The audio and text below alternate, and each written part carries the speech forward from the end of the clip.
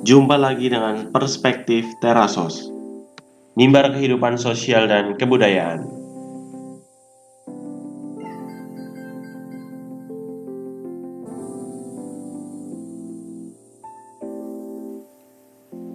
Apa saja sosial media yang kita gunakan dalam kehidupan sehari-hari?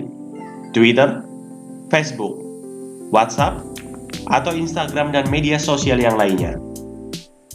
Begitu banyak orang di zaman modern seperti sekarang ini memiliki lebih dari satu sosial media. Sudah menjadi hal yang biasa di mana hampir setiap orang bisa melakukan posting, instastory, atau hanya sekedar share segala aktivitas kehidupan sehari-hari.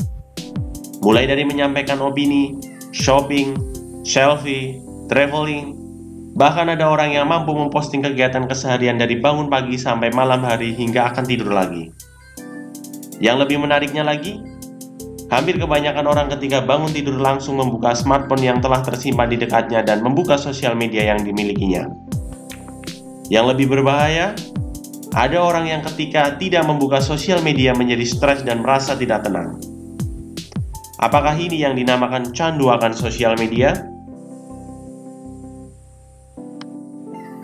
Fenomena seperti ini tentunya sudah menjadi hal yang lazim kita jumpai. Orang hampir sudah tidak bisa lepas dari sosial media dan membuat konten untuk mengekspos dan menunjukkan eksistensi dirinya supaya bisa ditonton oleh masyarakat luas. Eksistensi? Ya, hal inilah yang disebut sebagai Society of the Spectacle atau masyarakat tontonan untuk membangun sebuah citra diri menunjukkan eksistensi. Membangun citra diri. Dalam konteks kekinian, memang untuk bisa menunjukkan eksistensi diri seseorang dengan mudah bisa mempertontonkan citra diri yang dimilikinya menggunakan sosial media. Hingga orang di sekitar bisa mengetahui keberadaan dan aktivitas yang sedang dilakukan. Dalam perspektif The Society of the Spectacle, yaitu panggung yang dipertontonkan karya seorang tokoh sosial bernama Guy Debord, berpandangan bahwa semua orang dengan bebas bisa mengkonsumsi tentang apa yang dipertontonkan mengenai berbagai fenomena-fenomena di dalam ruang publik dalam kehidupan sehari-hari. Tidak ada batasan. Tidak ada batasan tentang siapa masyarakat dan hanya siapa saja yang boleh mempertontonkan citra dirinya dalam ruang publik.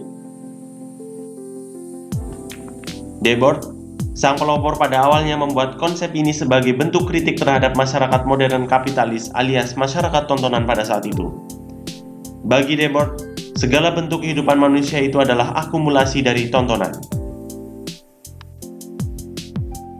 Debord memaparkan bahwa konsep tontonan saling terkait dan menjelaskan berbagai fenomena yang kadang tampaknya tidak saling berhubungan. Sama halnya dengan ketika seseorang melakukan posting yang tidak ada korelasi yang tepat dengan hal yang sedang sebenarnya dilakukan, atau boleh dikata seperti pencitraan.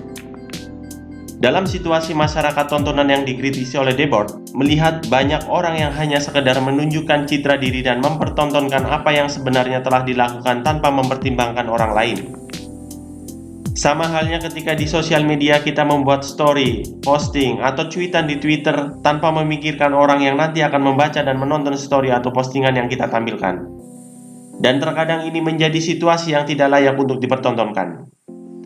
Artinya, memang pada zaman sekarang ini media sosial telah memberi ruang dan menyediakan panggung yang beririsan, mampu menciptakan tontonan yang baik, ataupun mampu menciptakan tontonan yang buruk. Namun, pada dasarnya konsep Society of the Spectacle yang dicetus oleh Debord mungkin lebih kerap dikenal dengan istilah pamer atau menunjukkan citra diri. Citra diri inilah yang nanti akan menunjukkan eksistensi keberadaan kita.